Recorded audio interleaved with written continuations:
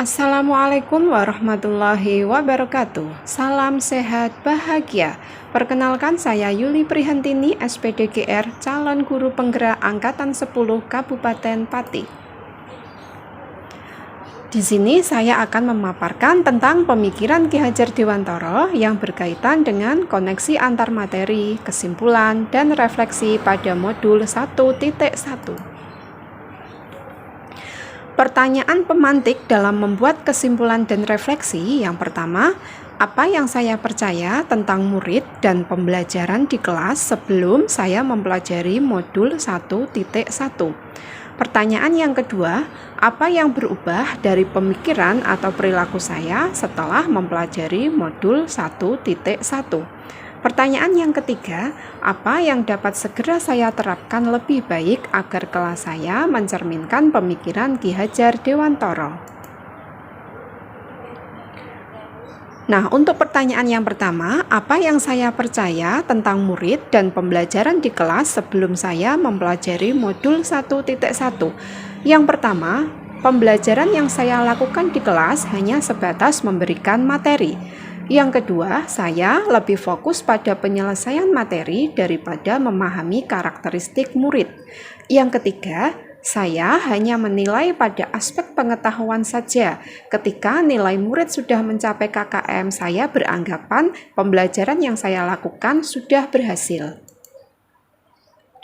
Yang keempat, saya menganggap bahwa murid hanya sebagai objek pembelajaran dan hanya bisa diperintah.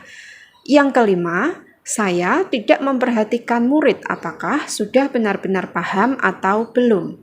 Yang keenam, saya hanya meminta murid untuk menghafal rumus matematika saja, bukan memahami konsep. Yang ketujuh, pembelajaran yang saya lakukan berpusat pada guru, bukan berpusat pada murid, sehingga tidak memberikan kebebasan murid dalam belajar. Yang ketujuh, saya tidak menggunakan media pembelajaran yang interaktif sesuai dengan perkembangan zaman. Selanjutnya, saya sering merasa gagal ketika murid mendapatkan nilai di bawah KKM setelah dilakukan ulangan harian. Nah, ini adalah contoh dokumentasi proses pembelajaran yang saya lakukan sebelum saya mempelajari modul 1.1 yang berkaitan dengan pemikiran Ki Hajar Dewantara. Pembelajaran yang saya lakukan adalah berpusat pada guru atau teacher center.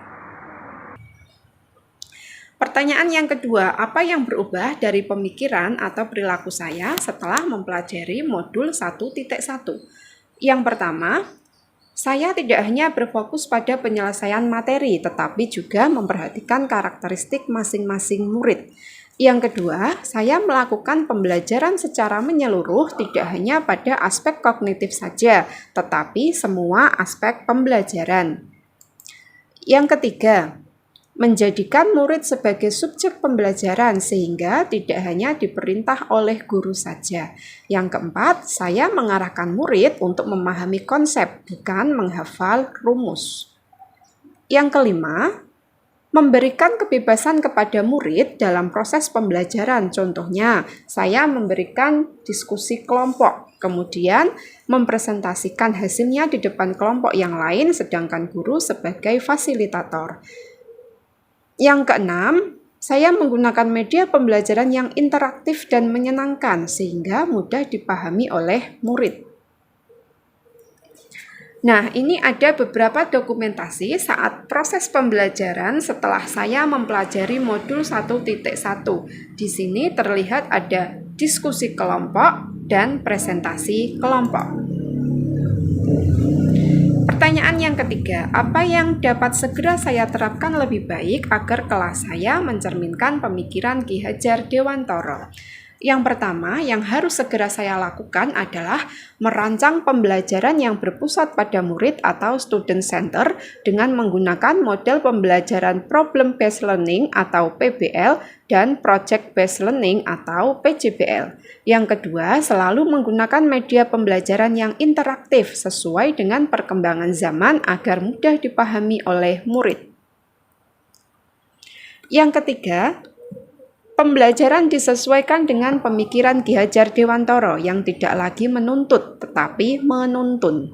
Yang keempat, memahami karakter masing-masing murid dengan menjalin komunikasi yang baik dengan murid sehingga membuat murid menjadi lebih tidak takut lagi dengan guru karena menganggap guru sebagai orang tua, sahabat, serta teman.